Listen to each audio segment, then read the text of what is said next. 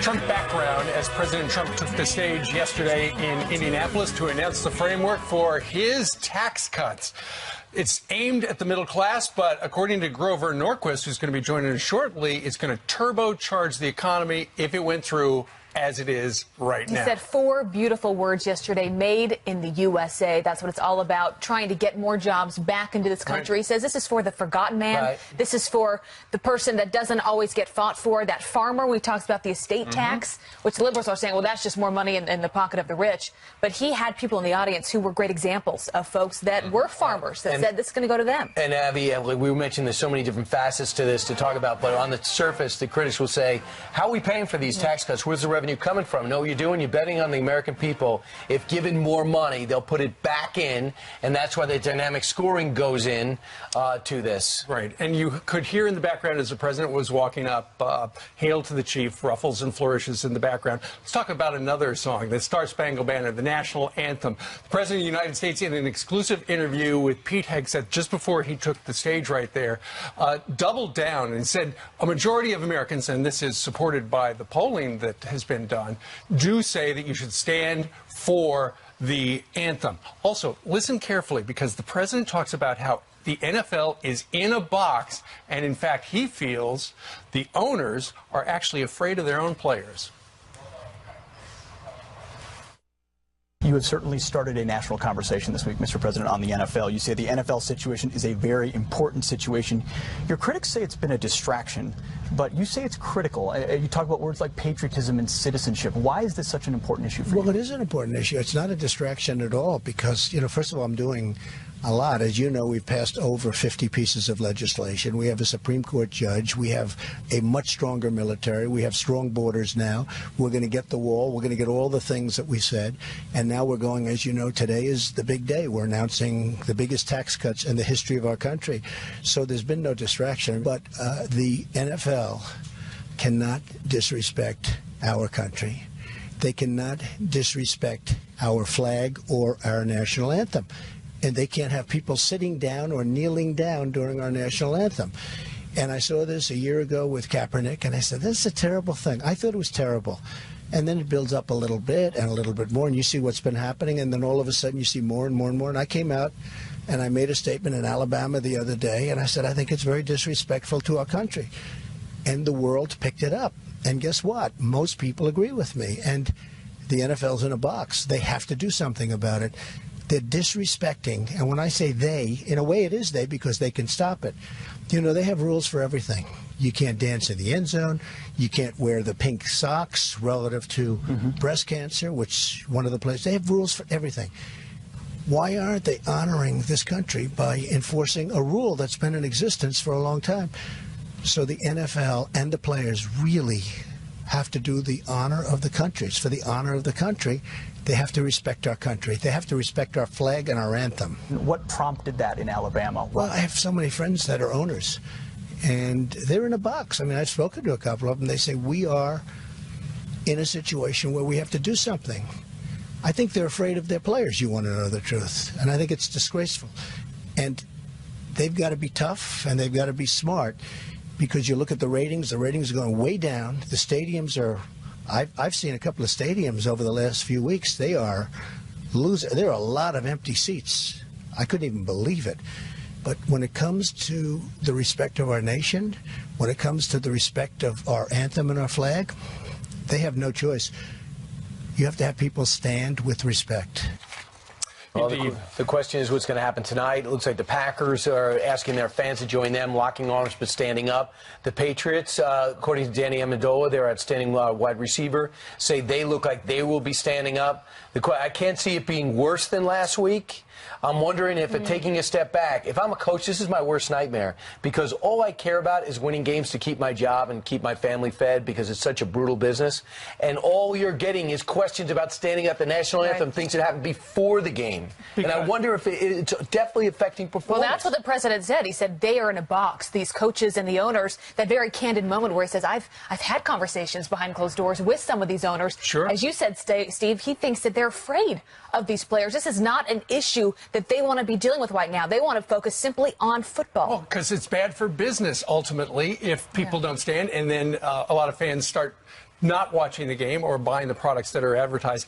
Brian, you mentioned that during the Packers-Bears game tonight, the Packers fans have been asked to lock arms in what they call a moment of unification. But the question is, so who are you unified with? Are you with the players? Are you with the protesters? Are you with the president?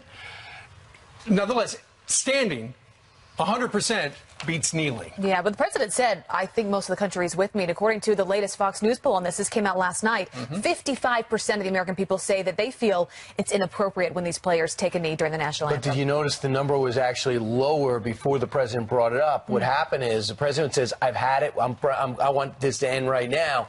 So a lot of other people weigh in and go, I didn't vote for the president, so therefore I'm going to be on the other side of that issue.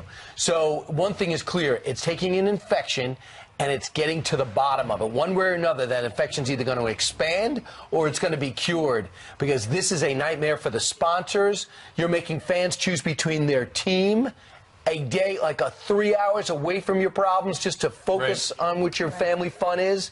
You're making everybody talk about what they're going to be doing on Sundays, and the NFL's already worried about the CTE issue with the head injuries of this league. It's their worst scenario. Well, we do have coming up a fan who this Sunday we know what they're not going to be doing. They're not going to be wearing their memorabilia from their team because they burned it. Also, apparently down in Texas, at Cypress, Texas, the Youth Football League, they've looked at this. They've been worried about whether or not people would stand or take a knee during the national anthem. So you know what they've decided to do? The national anthem will no longer be allowed at the youth games. That is so sad. For the Cy-Fair youth sports leader, because they said they're afraid the anthem has become too politically divisive, even though some parents are saying, look, you're making a big deal out of nothing. This is what it's come to, and this is what the problem is, and I think this is what the president was hitting at, is we have got to stand up as much as we can for that flag, for the national anthem. That is what this country is all about, and ultimately this is what we're seeing in response. Let's just not play the national anthem anymore. Let's just not fly the American flag. Then what do we stand for? What do we stand for? Don't even bother playing the game. Right. I predicted this a year ago, and we've seen this. I thought the worst thing that happened was last Wednesday, not last Friday, when we saw the video of the third graders taking a knee during the national anthem. I thought, that's our next generation. Meanwhile, the next generation might be happy about one thing. Their taxes might be a little bit less, and their parents might have a little bit more. The president came out with the framework for a tax plan. There are some reports that he wasn't nearly as pleased as he seemed yesterday when it first came out, because, you know, his financial team with the House Representatives, Ways and Means, and others in Budget and Senate, and they've come out with one plan with one voice, and they seem to be, at this point, on the same page. So if you're wondering who the winners and the losers are, the Wall Street Journal breaks it down pretty good today. The winners are people who do not take deductions. If you don't, this is good for you because they have doubled the standard deduction. Also, Brian mentioned the large estate taxes if it's greater than $5.5 million, and it also repeals the estate tax. Now, the losers are people who live in high-tax states where they pay state and local property taxes and sales taxes, because right now you can deduct them in New York, California, New Jersey, Connecticut. They are very, very high. So those are the state representatives in Washington. You're going to hear the loudest saying, you can't do that. We're already deducting that. You can't go ahead and knock the knees out from underneath us. Right. We talked to the president about this. Pete Hegseth did. And, you know, we're still waiting for a number of details here. You know, people keep saying the devil is in the details, because that's very real. When you think about the three brackets that are going to exist, from 7 brackets to 3, how does that line up with income? How do you define what the middle class is? We asked Kellyanne Conway about that yesterday. They're still trying to figure it out. And then also, how do you pay down the debt? I think we're at $20 trillion right now. I think it went up $10 trillion under the Obama years. Right. So a lot of Republicans are going to care about that. How do you balance these tax cuts with also paying down the debt? Without the growth they expect, $1.5 trillion will go to the debt over 10 years. They have incentives to bring offshore investments back. That'll be huge. That's found money. And increased child credit. That's something a family can really feel. Well, we're going to talk to Grover Norquist about just this in about 2 minutes. But right now, we got some headlines with Jillian. Hey, Jillian. That's right. Good morning, guys. And we do begin with a Fox News alert right now. Hugh Hefner, the Hollywood icon who built the Playboy empire, has died. Playboy tweeting the announcement overnight with a quote from Hef himself saying, "Life is too short to be living somebody else's dream." You arrived just in time because we're going to have a swinging party tonight. We hope you come in and join us. How time flies when you're having fun. With just $10,000, Hefner published the first issue of Playboy back in 1953, a now iconic nude portrait of Marilyn Monroe. He died from natural causes at his Los Angeles home, surrounded by loved ones. Hugh Hefner was 91 years old. President Trump calling to check in on a motorcycle cop hurt during his trip to Indianapolis. Officer Robert Turner broke his ankle when he crashed his bike, escorting the president around the city. The commander-in-chief later speaking to Turner on the phone from Air Force One, wishing him a quick recovery and thanking him for his service. It's unclear what caused the crash.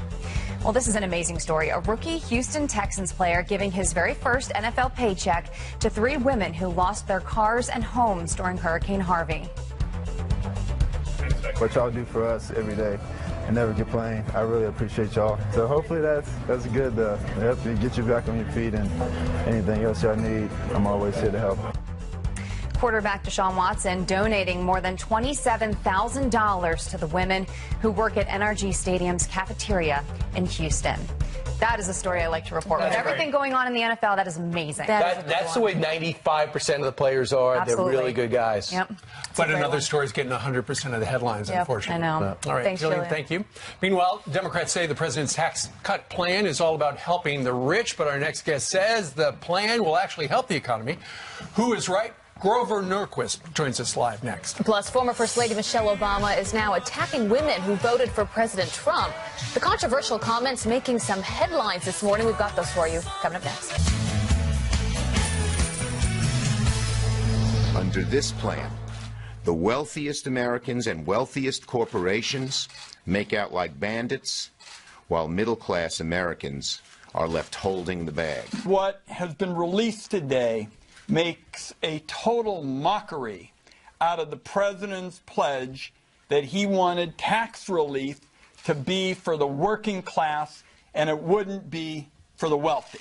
Is the swindle of the American people selling the same blueprint that failed trickle-down Bush tax cuts for the rich did not create jobs and only increase the deficit. There you have a trio of Democrats blasting the president's tax reform plan as nothing more than tax cuts for the rich. But is it really that? Joining us now, President of Americans for Tax Reform, Grover Norquist. Grover, great to have you on a day like today. How you doing? I'm doing very well. Those 3 statements were written not only before this tax plan was put forward, but those are the same statements they put out when Reagan cut taxes and when Bush cut taxes. And they would have said the same thing when John F. Kennedy cut taxes. At some point, the Democrats have got to acknowledge that their policy of higher taxes have slowed and hurt the economy, and we need to get tax rates down to be competitive internationally. I know, Grover, you spoke to the vice president yesterday in anticipation of this tax cut and tax reform bill. But you say the plan with the administration is this is just phase 1. This is going to be one tax cut and tax reform phase, but there are going to be more during the administration. Well, certainly. We had a tax cut every year that we had a Republican president and a Republican Congress under Bush. In Republican states like Florida and Texas and North Carolina, you have a tax cut every year. With Trump, as long as there's a Republican House and Senate, there'll be a tax cut every year. This is going to be a larger one. It's going to be dramatic, and it is.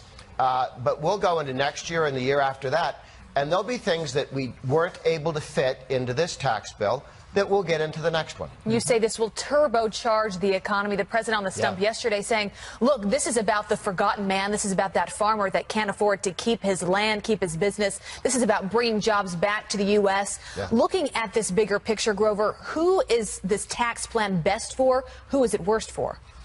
It's best for the person who, for the last 8 years, didn't have a job because we were growing at 2% a year and we had lousy job numbers. The winners of this are the millions of Americans who will get a job because we're bringing trillions of dollars overseas back to the United States.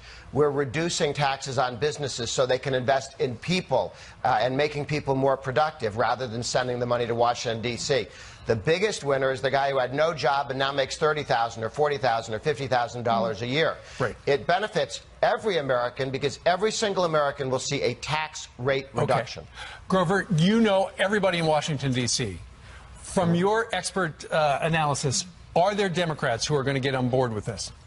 There is not a single Democrat in the House or the Senate who will vote for this bill if their vote matters. Now, once we have 51 votes in the Senate, there may be 3 or 4 Democrats who are terrified of losing in the 2018 election, that they would throw a vote in. But they would not be the 50th or 51st vote, which means their vote doesn't matter because it's just pretending. Right. There will be no meaningful Democrat votes for the bill. Yeah, try going home Sadly. to your constituents and saying, I didn't support tax reform. That's going to be a tough one in places like West Virginia if you're someone like Joe Manchin in a very conservative state. All right, Grover, thank you very much. Good to be with you. All right.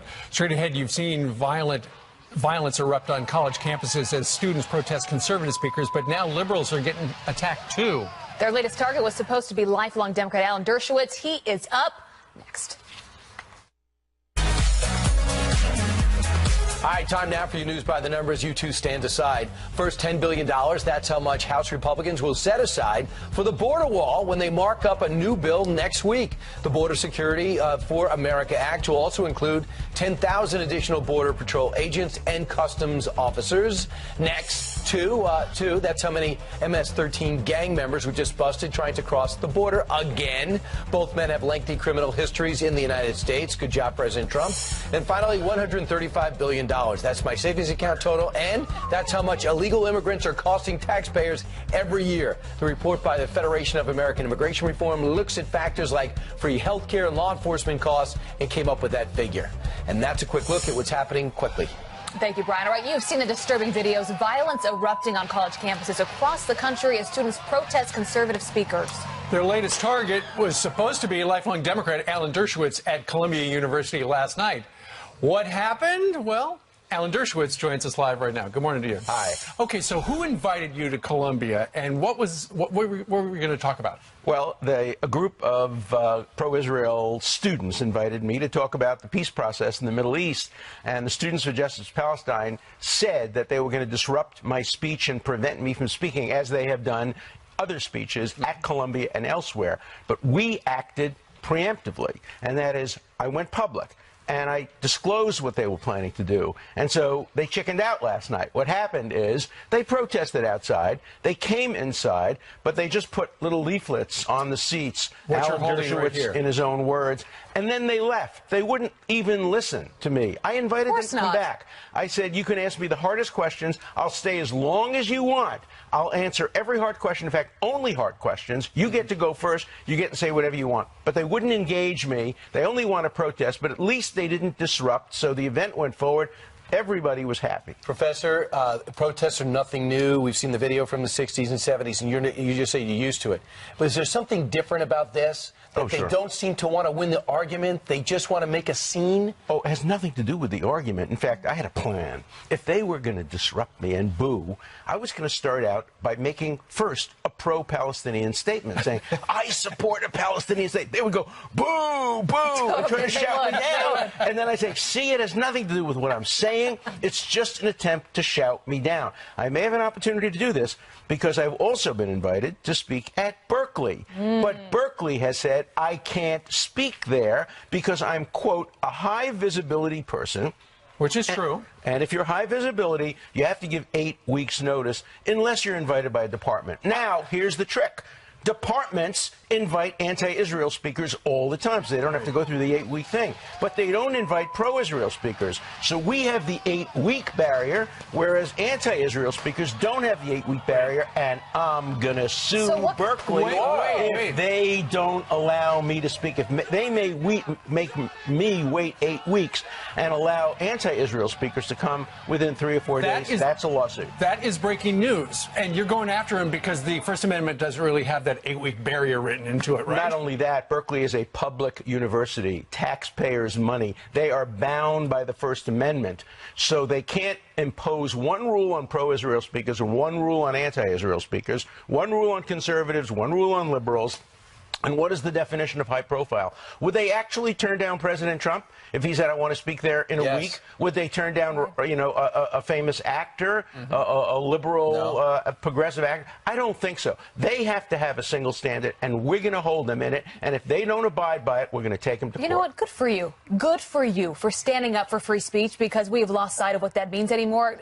You pay $800,000 just to protect a speaker on the Berkeley campus now. It's unbelievable. And so the students are upset now. The students are reacting because they're telling me that they're being denied the opportunity to listen to speakers that they want to hear. Right.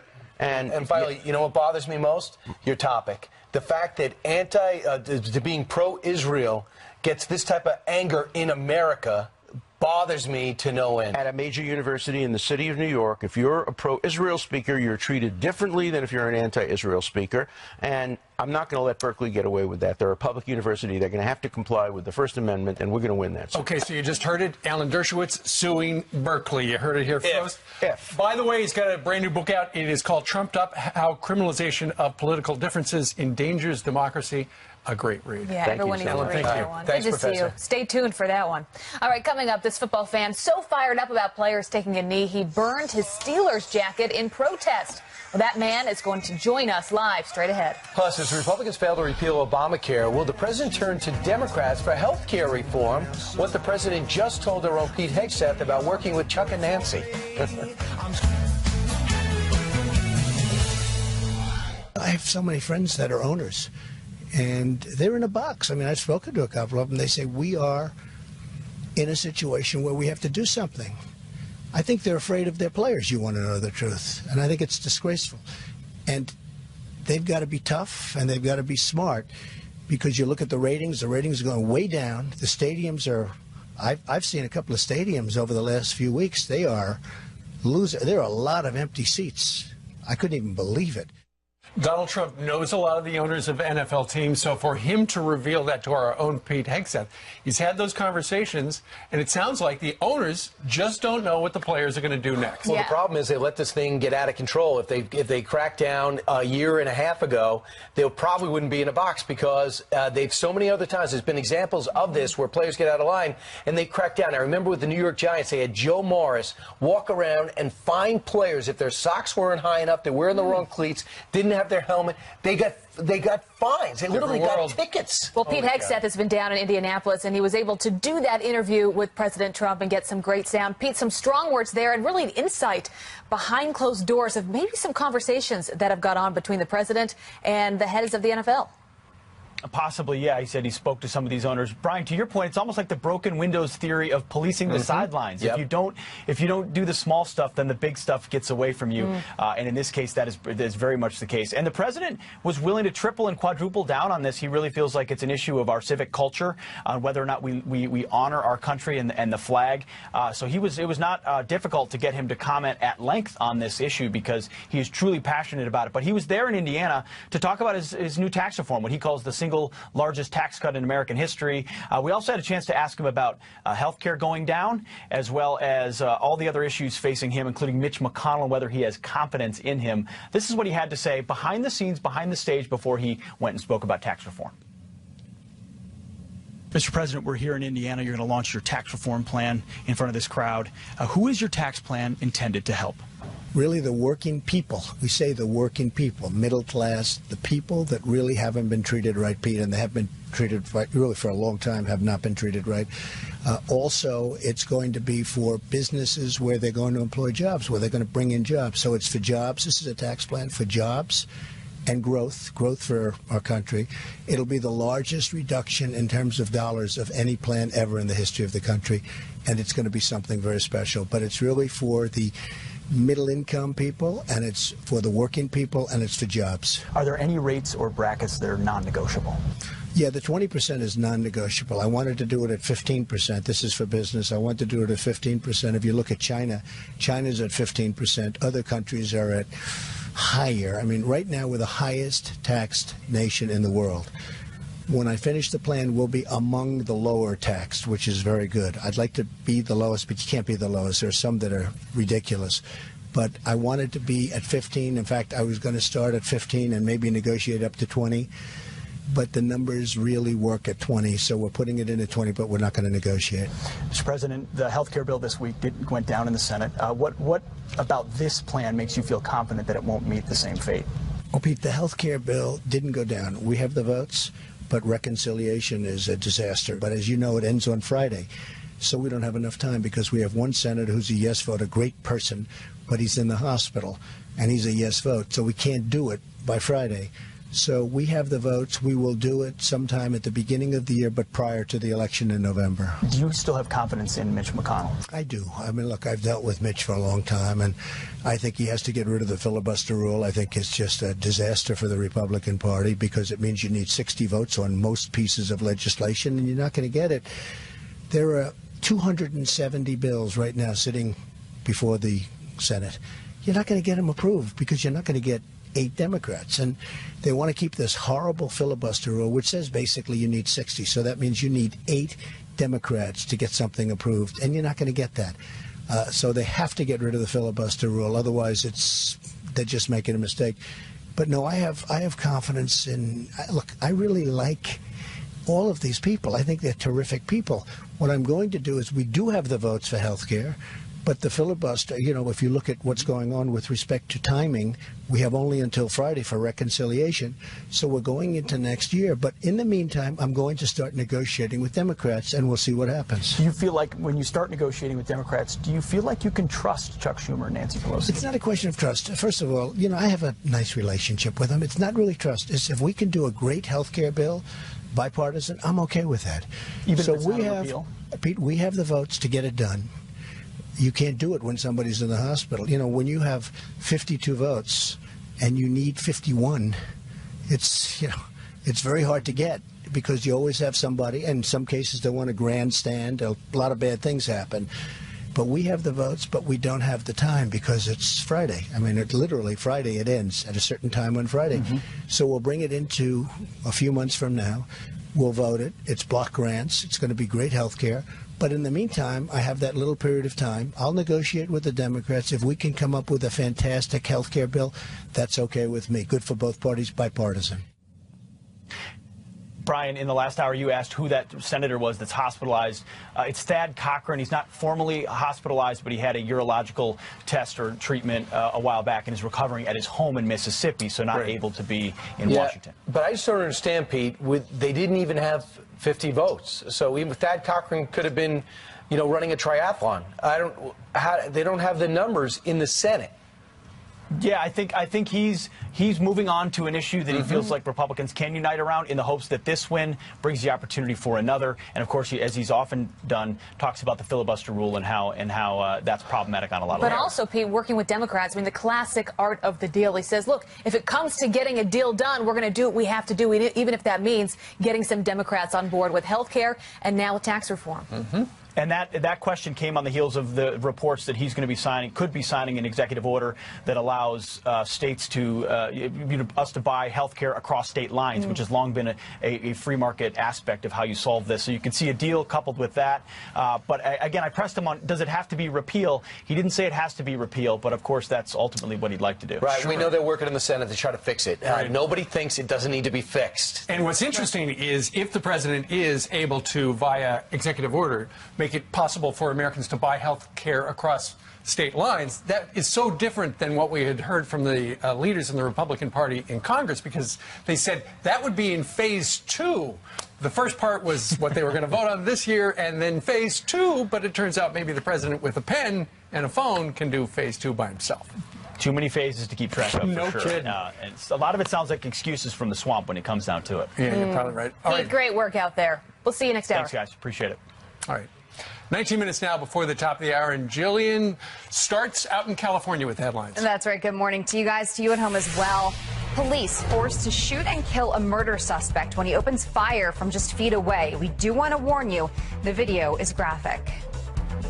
Get your hands up!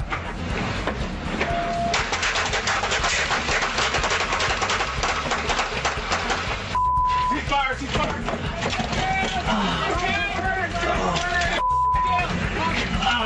I'm hit.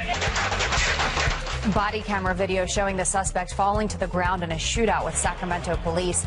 An officer also shot in his bulletproof vest, falling to the floor. He will be okay. That suspect was wanted for killing his ex-girlfriend and her daughter. Michelle Obama is criticizing women who didn't vote for Hillary Clinton during the 2016 election. The former First Lady telling an audience at a marketing conference in Boston, quote, "Any woman who voted against Hillary Clinton voted against their own voice. Many of us said, that guy, he's better for me. His voice is more true to me." Well, to me, that just says you don't like your voice. The former First Lady adding she does hope that President Trump succeeds in office. And get ready to dance, because a Super Bowl halftime favorite could be returning to the stage.